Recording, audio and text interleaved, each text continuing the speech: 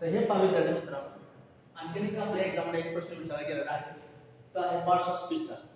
आणि अशा प्रकारचे प्रश्न नेहमी कॉम्पिटेटिव्ह एक्झामला विचारले जातात.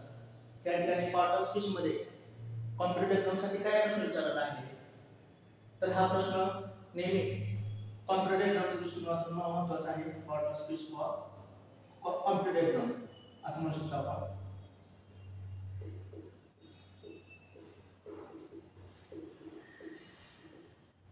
Competitive exams. त्या ठिकाणी पहिला प्रश्न विचारला आहे, identify the part of speech of the underlined words in the following sentences. अधोरेखित केलेल्या शब्दांचा आपल्याला पार्ट ऑफ स्पीच द्यायचा आहे. आता असा प्रश्न कधी कधी विचारतात की पहिलं वाक्य असं आहे, after he had drunk the whisky the drunk was very drunk. या ठिकाणी एका वाक्यामध्ये तिन्ही ठिकाणी ड्रंक हा शब्द आला आहे. आता ड्रंक शब्दाचं पार्ट ऑफ स्पीच कसं बदलतात ते पहा. आफ्टर ही हॅड ड्रंक, या ठिकाणी ड्रंक काय दिसते, आफ्टर हा सब्जेक्ट कंजक्शन आहे, ही सब्जेक्ट आहे, हॅड ड्रंक हे वर्ब आलाय. म्हणजे या ठिकाणी काय आलाय, ड्रंक हा पहिला शब्द काय आहे आपल्यामध्ये वर्ब आलाय. Drunk, drink, drank, drunk. Drink या शब्दाचे तीन रूप असे आहेत. ड्रिंक म्हणजे पिणे, जर भूतकाळ ड्रँक असतो आणि तिसरं ड्रंक असतं. या ठिकाणी ड्रंक या ठिकाणी हे V1 आहे, हे V2 आहे आणि V3 आहे.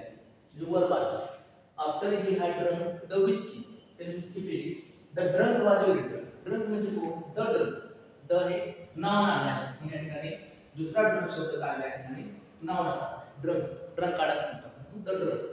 आणि was very drunk, how was drunk, drunk was very drunk.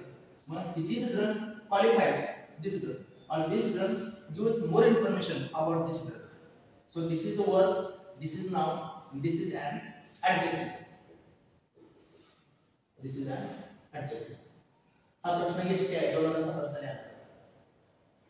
Second प्रश्न आहे पहा, it is a terribly hot climate.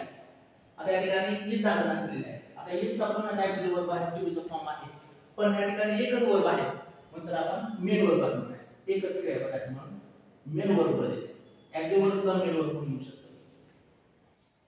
आता टेरिबली, टेरिबली हा ठिकाणी आपण माहित आहे एलवाय सब्जेक्ट असणारा शब्द नेहमी हा ऍडवर्ब असतो.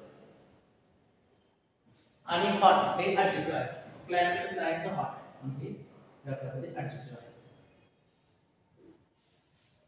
तर हे दोन प्रश्न परीक्षेमध्ये आलेले होते. पार्ट ऑफ स्पीच मध्ये विद्यार्थ्यांना नेहमी डिफिकल्ट वाटतात ते प्रश्न मी सोडवून दिलेले आहेत. थँक्यू. मला वाटतं सगळ्यांना हा पाठ समजत असेल. जर तुम्हाला खरोखरच समजत असेल तर लाईक, सबस्क्राईब, शेअर आणि कमेंट करा. थँक्यू.